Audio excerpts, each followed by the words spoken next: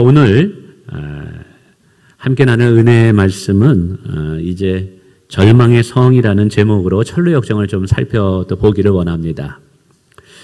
지난주에는 우리는 크리스찬과 소망이라는 두 순례자가 잘못된 길로 들어가서 많은 고생하는 것을 살펴보았습니다. 헛된 확신이라는 사람의 인도함을 받아서 정말 큰 위험에 빠지게 되죠. 이것을 통해서 우리가 진리 안에 거하고 진리를 따라 살아가는 신앙이 얼마나 중요한가를 깨닫게 됩니다. 오늘도 수많은 거짓된 확신을 주는 잘못된 신앙인들이 있습니다. 여러분, 영적인 분별력이 필요한 줄을 믿습니다. 그래서 옳고 그름을 잘 분별해서 우리는 진리에서 벗어나는 일이 없어야 될 줄을 믿습니다. 다행히도 이 두 순례자는 잘못된 길로 돌아서는 것을 깨닫고 회개하고 다시 하나님이 허락하는 진리의 길로 돌아가기로 결단을 하게 되죠. 그러나 이 돌아가는 길도 만만치가 않았습니다. 돌아가는 길에 생명에 많은 위협도 받았죠. 그러나 그들은 포기하지 않고 다시 하나님께 돌아가기로 결단한 것입니다. 우리가 사는 길이 하나님께 돌아가는 것에 있기 때문이죠. 우리의 축복의 인생이 하나님께 돌아감에 있는 줄을 믿습니다. 그래서 돌아가는 중에 이제 지친 몸이 너무 힘들어서 자시 움막을 발견하고 움막 안에서 잠시 쉼을 가지려고 했는데 너무 피곤하다 보니까 그만 깊은 잠에 빠지고 말았던 거예요. 다음 날 해가 거의 중천에 떴는데도 너무 피곤해서 일어나지를 못했어요. 근데 공교롭게도 이들이 잠시 쉬고 있는 이 땅은 사실은 마귀의 하수인인 절망이라는 거인이 살고 있는 땅이었어요. 이 절망 거인은 아침에 자신의 땅을 살피면서 깊이 잠에 빠져 있는 두 순례자를 발견하게 되죠. 그래서 무시무시한 소리로 협박을 하면서 깨웁니다. 야, 너희는 어디서 온 누구야? 감히 내 허락도 없이 내 땅에 들어와서 이렇게 잠을 자고 있어? 그러자 순례자들이 겁을 먹고 대답합니다. 예, 저희는 천국을 향해서 걸어가는 순례자들입니다. 길을 잃어버려서 잠시 이곳에서 쉼을 청하고 있는 중입니다.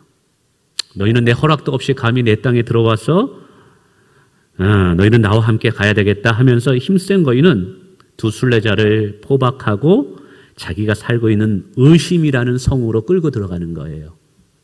그리고 두 순례자를 깊은 지하 감옥에다 가두게 됩니다. 이 감옥은 햇볕도 들어오질 않는 거예요. 깜깜하고 거기다가 얼마나 또 냄새가 나고 불결한지요. 먹을 것도 주지 않습니다. 이 순례자들은 이곳에서 배고픔, 허기짐, 그리고 생명의 위협을 느끼면서 어느 사이에 이 절망이 자기들 안에 들어오기 시작하는 거예요. 야, 우리가 과연 이 성에서 탈출할 수 있을까? 우리의 인생이 여기서 끝나면 어떻게 되는 것이지? 특별히 크리스찬은 자신의 잘못된 고집 때문에 이런 어려움이 생겼기 때문에 옆에 있는 소망 씨에게 너무 미안하고 너무나 죄송했던 거예요. 특별히 이 절망 거인에게는 한 아내가 있었습니다. 아내의 이름은 자포자기라는 이름을 가진 아내예요. 아마 이것은 절망의 끝이 자포자기였기 때문에 이름을 그렇게 지은 것 같아요. 존 버년이. 이 아내는 아주 못됐습니다. 그래서 남편을 부추깁니다. 여보, 저들은 감히 당신의 허락도 없이 이 땅에 와서 땅을 짓밟은 자들이야. 아마 혼쭐을 내야 되지 않을까? 아침이 되면 옷을 다 벗기고 무자비하게 당신 저들을 한번 때려주는 게 어때요? 이 이야기를 들은 절망 거인은 참 맞는 말이다 생각해서 아침이 되자마자 순례자가 묶여있는 감옥에 가서 커다란 몽둥이로 이들을 가차없이 때립니다. 얼마나 세게 때리는지 그만 이 매를 맞은 두 순례자가 기절하고 이렇게 그냥 완전 기진맥진해가지고 쓰러진 거예요. 이 절망 거인은 때리다가 이 때리는 것도 재미가 없어서인지 다시 그만 이제 자기가 살고 있는 거실로 이제 올라가게 되죠.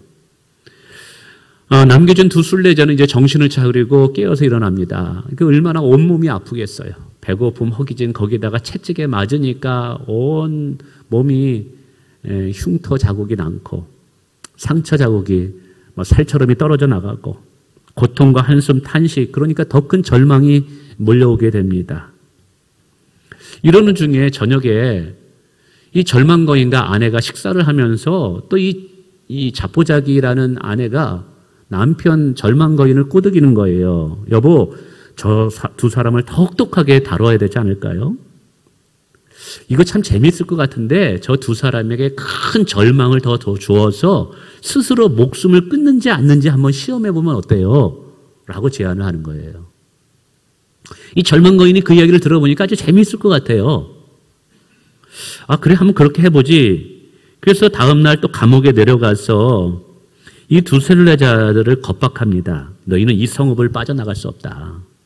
그리고 앞으로 먹을 것도 주지 않을 것이고, 그러면서 더 혹독한 채찍을 내가 가할 것이다.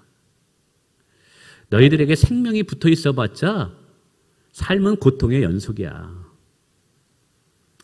이 고통을 빨리 끝내는 방법이 하나 있다. 그것은 너희 스스로 목숨을 끊는 거야. 어차피 살아봐봤자 절망이고 이 성에서 나갈 방법도 없고 이렇게 그렇게 고통 속에 처참하게 죽느니 차라리 너희들 스스로 목숨을 끊는 게 어때? 그것이 너희들 보기에는 유익한 거 아닌가? 그러면서 줄을 던져줍니다. 이 줄을 매달아 목을 매달아 죽던지 아니면 여기 약이 있으니까 독약을 먹고 죽던지 서로를 죽이든지 하라는 거예요. 그러면서 거인은 순례자들에게 더 아주 잔혹한 매를 들면서 그들을 때리는 것입니다. 거인이 자리를 비운 사이 옥에 갇힌 두 사람은 이제 이 고통 속에서 어떻게 해야 될지를 서로 의논하게 됩니다. 먼저 크리스찬이 말하죠. 형제요, 이제 우리 어떻게 해야 될까요?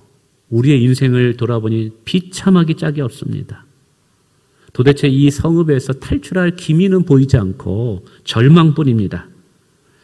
차라리 이렇게 고통스럽게 살아가느니 정말 저 절망 거인의 말대로 우리가 스스로 목숨을 끊는 것이 낫지 않을까요? 라고 이제 절망의 소리를 이제 내게 되죠. 그 소리를 듣던 이 소망이 가만히 듣더니 말합니다. 맞아요. 우리의 상황은 비참하기 짝이 없습니다. 어떻게 이 성을 탈출할지 우리도 모릅니다. 그러나 곰곰이 생각해 보세요. 우리 주인 되신 하나님께서는 살인하지 말라 그랬잖아요. 다른 사람을 살인하는 것도 큰 죄이지만 우리 스스로 목숨을 끊는 것도 우리 스스로를 죽이는 것입니다. 자살도 살인입니다.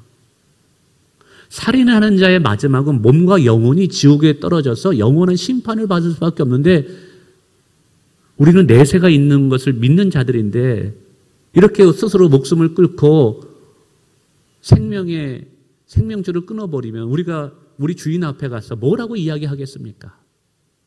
그러면서 덧붙입니다.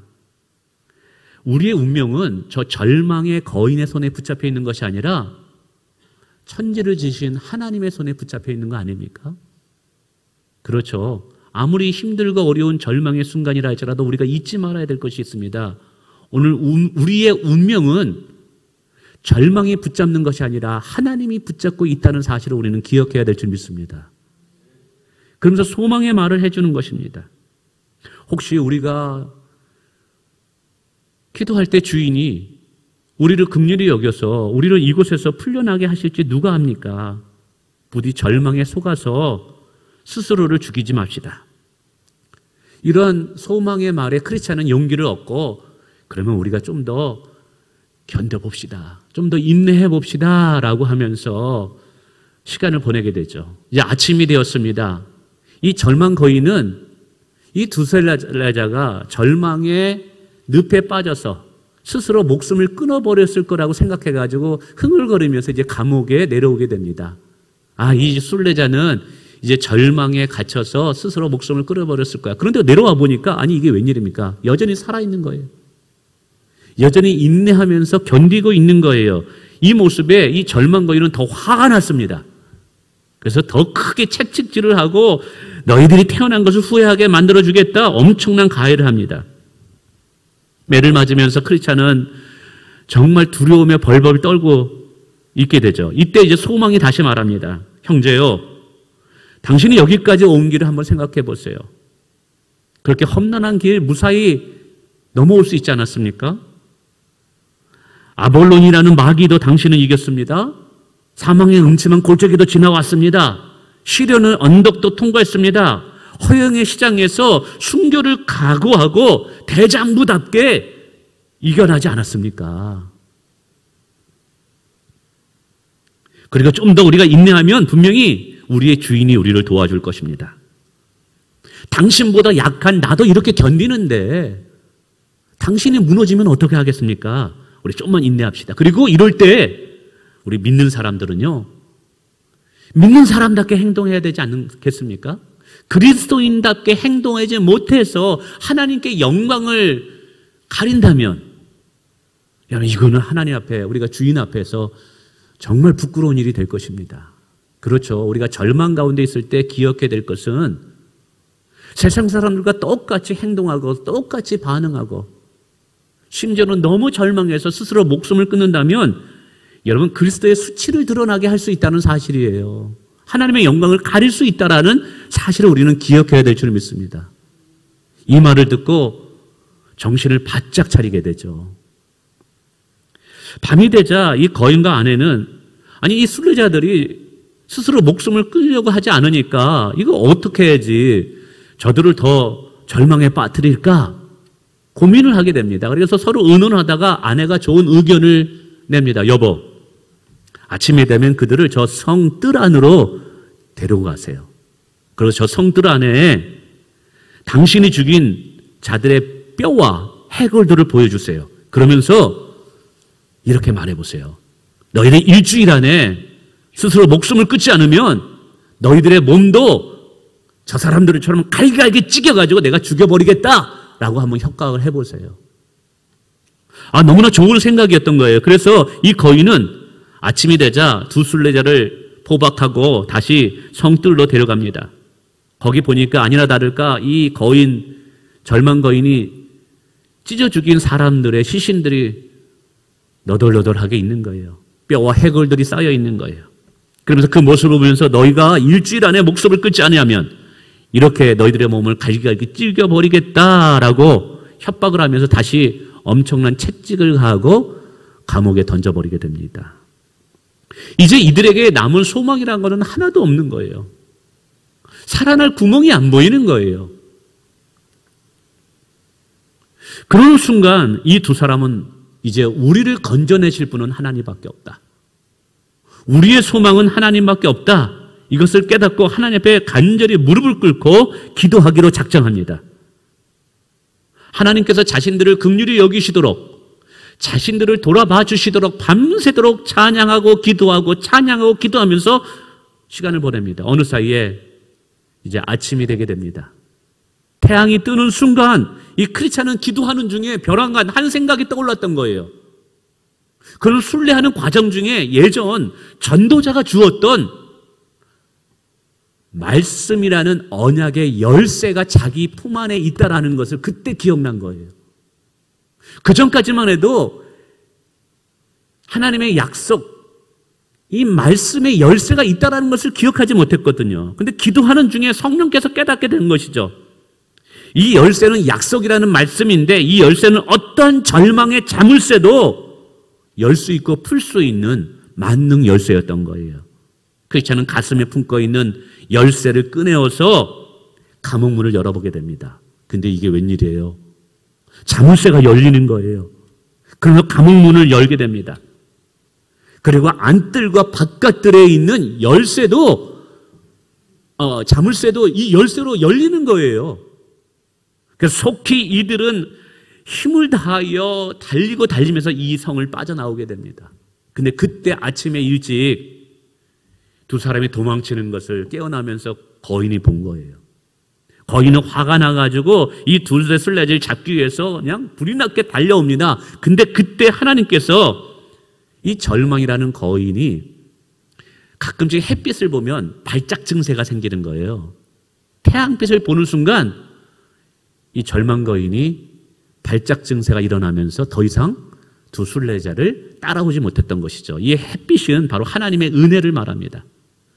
절망은 하나님의 은혜가 비춰줄 때 무너지게 된다 이 말이에요.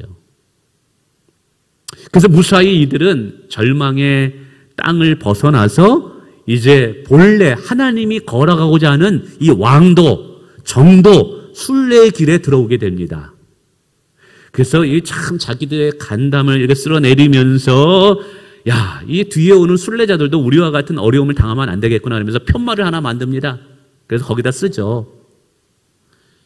하나님이 허락한 길을 넘어가지 마세요. 진리의 길을 넘어가지 마세요. 이 담을 넘어가지 마세요. 이 담을 넘어가면 의심의 땅에 절망의 거인을 만나 생명의 위협을 받을 수 있습니다. 라고 편말을 세워놓게 됩니다. 그래서 뒤따라오는 많은 순례자들이 더 이상 절망에 빠지지 않도록 많은 유익을 주었다라는 내용입니다. 여러분, 존 버년이 이런 재미있는 내용을 통해서, 비유죠 다, 이런 내용을 통해서 당시의 성도들 그리고 오늘을 사는 그리스도인들에게 영적인 교훈을 주기 위함인 것이죠. 저는 이러한 내용을 읽으면서 그런 생각을 해봅니다. 첫 번째는 아무리 믿음이 좋은 성도라 할지라도 살아가면서 반드시 한두 번은 절망의 늪에 빠질 수 있다라는 사실이죠. 여러분, 기도 많이 한다고, 금식기도 한다고, 성경을 1년에 2독 3독 한다고 해서 여러분 절망이 우리를 피해가느냐? 그렇지 않다라는 거예요. 성도라 할지라도 절망에 빠질 수 있어요. 오늘 우리가 읽은 시편 40편 1절과 2절에 보면 뭐라고 말합니까? 내가 기가 막힐 구덩이에 빠졌다고 이야기하고 있어요. 누구의 고백입니까? 다윗입니다. 다윗은 정말 신실한 자였고 하나님을 경외하는 자였고 누구보다 뜨겁게 하나님을 사랑하는 자였어요. 하나님의 율법의 계명을 꿀수렁이보다 달게 여겨서 매일 새벽마다 주의 말씀을 읊조린 자였어요. 그렇게 신실한 믿음의 사람도 살아가면서 기가 막힐 구덩이에 빠질 수 있다는 사실인 거죠. 마귀가 이렇게 시험을 줄 수 있다는 사실이에요. 어떤 분들은 그렇게 절망에 빠졌을 때 아니 어떻게 그렇게 기도 많이 하고 그렇게 열심히 하나님을 잘 섬기는데 어떻게 그럴 수 있느냐? 아니에요. 하나님이 그렇게 허락하실 때가 있다라는 사실이죠. 근데 오늘 본문에 보면 사실은 이렇게 깊은 절망에 빠진 이유가 있었어요. 다양합니다만 이 두 사람은 사실은 진리의 길에서 벗어났기 때문에 그래요. 말씀에서 벗어날 때, 하나님부터 멀어질 때 거기서부터 인생은 문제가 생기기 시작하는 거예요. 여러분, 아담과 하와의 인생의 문제가 어디서부터 시작됩니까? 결국 하나님에서부터 벗어나려고 할 때부터 문제가 시작된 거예요. 이스라엘 백성들이 많은 여러분 전쟁과 기근과 가뭄 속에서 힘든 삶을 보내게 됩니다. 근데 그 이유가 뭡니까? 수많은 선지자들이 하나님께 돌아오라 라는 것을 통해서 보면 그들이 하나님을 떠났기 때부터 문제가 되는 거예요. 생명의 근원 대신 하나님을 떠나면 문제가 시작되는 거예요. 터진 웅덩이를 파면 그때부터 우리의 인생은 꼬이기 시작하는 거예요. 그러면서 하나님이 보이지 않고 무엇이 보느냐? 세상이 보이는 거예요. 믿음으로 살아가는 것이 아니라 세상의 처세술로 살아가게 된다는 것이죠. 이때부터 어려움을 만나게 되면 절망하게 된다는 것이죠. 여러분, 절망은 우리에게 소망을 포기하게 됩니다. 자포자기하게 하게 만듭니다. 절망에 한번 빠지면 신앙이고 뭐고 없어요.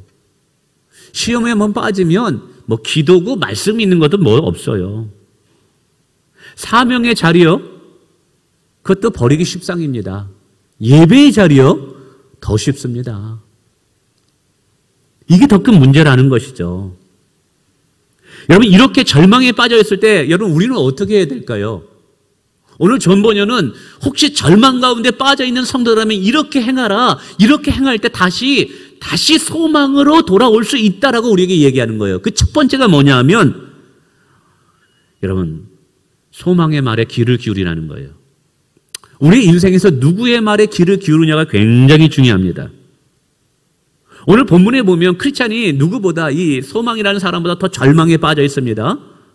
근데 이 절망에 빠진 이유 중에 하나가 무엇일까요? 상황을 바라보니까, 문제를 바라보니까, 나의 형편만을 바라보니까 더 큰 문제 속에서, 더 절망 속에서 허우적거리는 거예요. 그때 이 소망이라는 사람이 뭐라고 이야기해 줬습니까? 맞습니다. 우리는 어떻게 이 성에서 빠져나갈지 모릅니다. 기가 막힐 상황을 우리가 만난 것입니다. 그러나 지금까지 어려운 것 산의 대장부답게 이겨나지 않았습니까? 그리고 때를 따라 돕는 은혜가 있어서 하나님의 도우심으로 여기까지 왔지 않습니까? 분명히 우리가 하나님의 때가 되면 하나님이 우리를 도우실 것입니다. 소망의 말을 한다는 사실이죠. 여러분, 절망에 빠져 있을 때 누구의 말을 듣느냐가 너무너무 중요하다는 사실입니다. 이거는 여러분 제가 수없이 강조한 말입니다. 특별히 오늘 소망은 이렇게 격려하더라고요. 두 가지로 얘기합니다. 과거 당신이 어떻게 산의 대장부답게 믿음 생활을 하였는지를 기억시키더라는 거예요. 우리 모두 다 과거에 힘들고 어려웠을 때 있었습니다. 그때 그런데 우리 잘 이겨나왔지 않습니까? 그것을 기억시킴으로 지금도 능히 이것을 이겨나갈 수 있다라고 격려하는 이 모습을 보십시오. 그리고 무엇보다 하나님이 도우셨다. 힘들고 어려울 때 정말 기도했을 때 하나님이 길을 열어주셨고, 기가 막힐 운명에 빠졌을 때 오늘 다윗도 뭐라 합니까? 내가 여호와께 부르짖었더니 그가 내 기도에 귀를 기울사 들으셨도다라고 말씀하시잖아요. 우리 하나님은 우리의 기도를 들으시는 분이십니다. 오늘도 간절히 기도하는 자의 음성을 하나님은 들으시는 분이십니다. 그래서 그 기가 막힌 구덩이에서 건져내셨다라고 오늘 간증 형식으로 시편 40편을 기록하고 있는 거예요. 그 하나님을 기억해보자라는 거예요. 그러면서 소망의 말을 하는 것입니다. 좀 인내합시다. 좀만 힘들지만 견뎌봅시다. 분명히 하나님께서 때가 되면 일하실 때가 올 것입니다. 할렐루야. 그러므로 여러분 이럴 때 참 우리가 무슨 말을 듣느냐가 중요해요. 그리고 더 하나 이런 것을 통해서 참 존 번연은 이걸 얘기하는 거예요. 우리도 다른 사람들에게 소망을 주는 자가 되라는 거예요. 여러분 크리스찬이나 절망이나 똑같은 어려움 속에 빠져 있었습니다. 똑같은 상황입니다. 그런데 반응하는 것이 달라요. 여러분 세상 사람과 우리가 똑같이 절망 가운데 있다 할지라도 우리가 그들과 같이 똑같이 절망하면 같이 망하는 거예요. 우리 가족 중에 힘들고 어려울 때 다 같이 절망하면 우리 가족이 다 망하는 거예요. 우리 금요일날 안동교 선교사님 이야기 들었잖아요. 온 식구가 코로나에 걸려가지고 허우적거릴 때, 정말 포기하고 싶은 마음이 들 때, 나라도 정신 차리지 않으면 안 되겠구나. 누군가가 절망에 있는 사람에게 소망을 이야기해 줄 수 있는 자가 돼 있어야 돼요. 물론 나도 힘듭니다. 나도 절망에 빠져 있습니다. 그러나 우리 성도들은 달라야만 됩니다. 아무리 힘들고 어려워도 오늘은 소망의 메시지, 믿음의 메시지, 여러분 축복을 이야기할 수 있고 하나님의 역사를 이야기할 수 있어야 되는 줄 믿습니다. 하나님은 하십니다.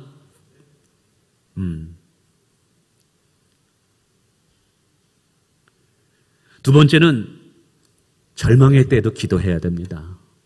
절망의 때에도 찬양해야 됩니다.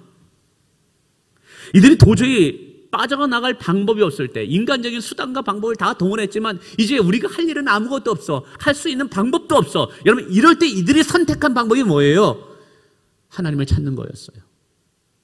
밤새도록 기도하고 찬양하고 하나님의 은혜를 구한 거예요. 그런데 이렇게 기도하고 찬양했을 때 하나님께서는 크리스찬에게 그의 품속 안에 이 문제를 해결할 수 있는 소망의 열쇠가 있다는 것을 깨닫게 하셨다 이 말이죠.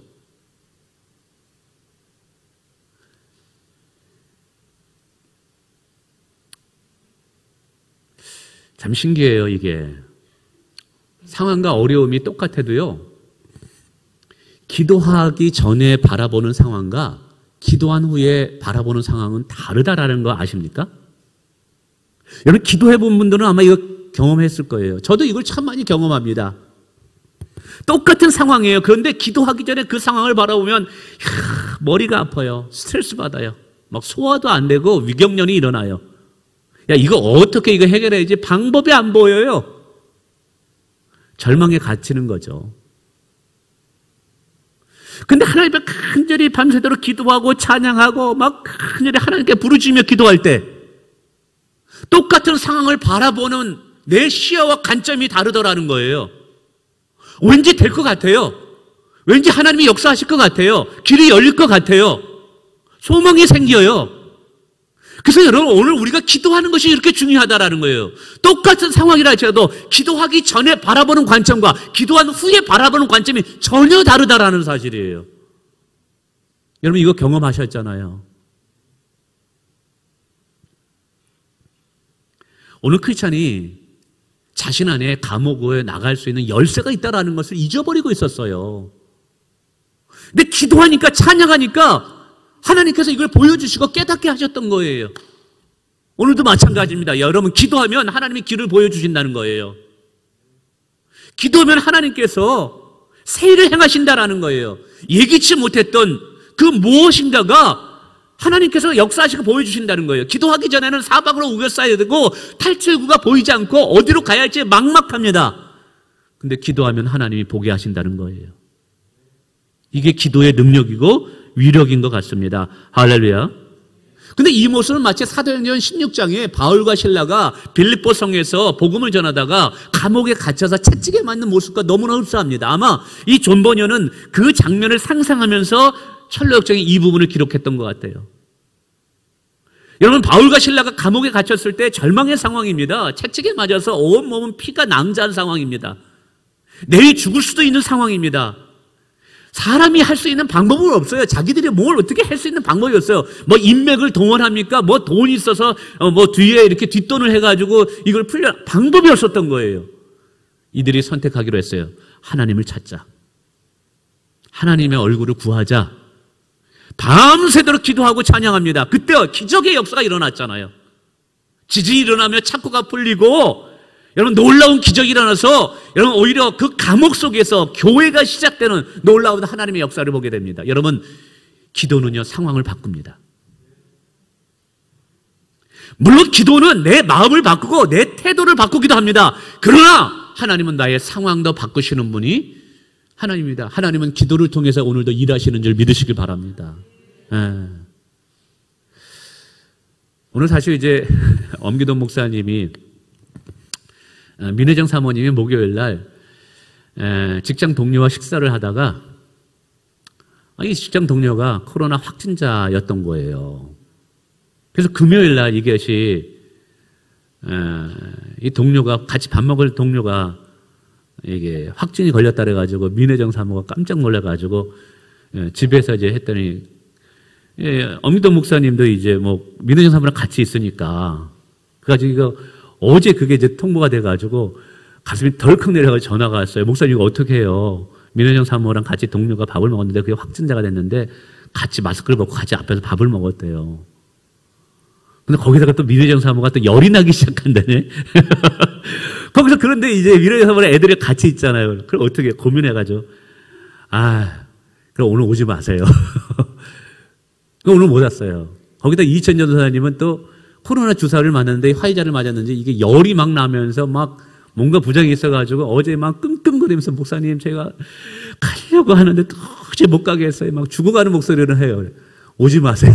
이제 또 교육자까지 다 모든 거예요. 이게 이런 상황인 거예요. 다행히도 이제 엄무 목사님, 민혜정 사모님 바로 금요일 날 이 검사를 받았는데 오늘 아침에 연락이 왔대요.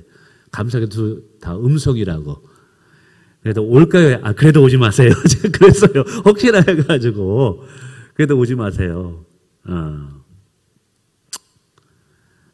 그래서 지금 사모님은 집에서 있고, 엄기동 목사님은 애들을 데리고 아버님 집에서 이렇게 하고 있습니다, 이게.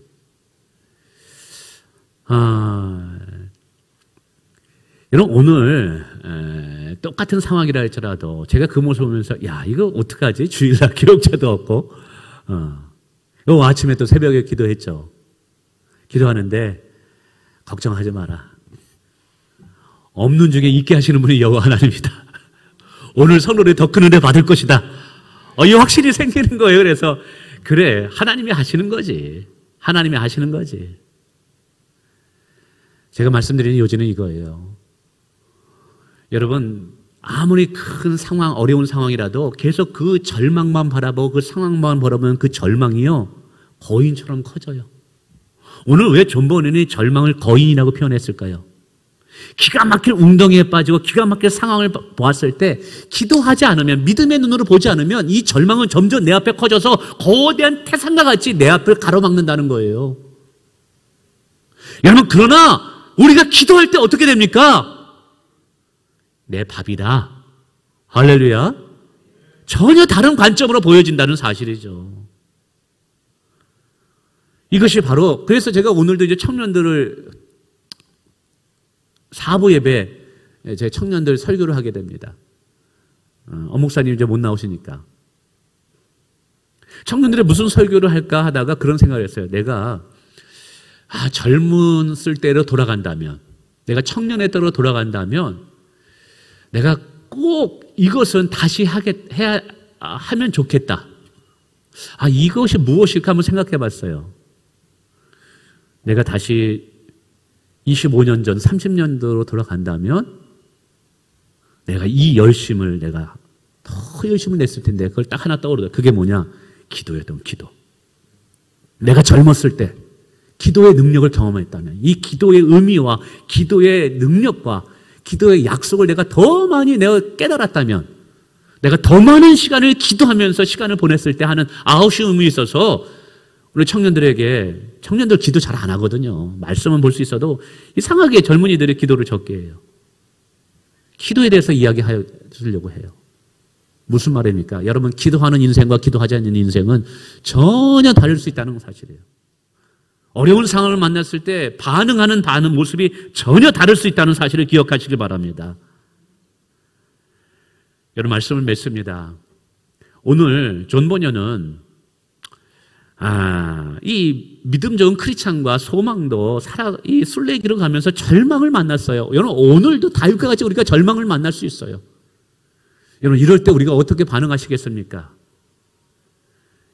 여러분, 우리는 하나님을 바라봐야 될 줄 믿습니다. 환난날에 만날 도움을 주시는 분은 우리 하나님밖에는 없습니다. 하나님 앞에 간절히 기도할 때 여러분, 우리가 바라보는 관점과 시야와 우리의 생각이 전혀 다르게 될 줄을 믿습니다. 그래서 우리가 기도의 용사가 되어서 우리도 비록 힘들지만 절망에 빠진 또 다른 사람들을 위로하고 격려하고 그들을 끄집어낼 수 있는 소망의 사람들이 되시길 주님의 이름으로 축원을 드립니다. 기도하겠습니다.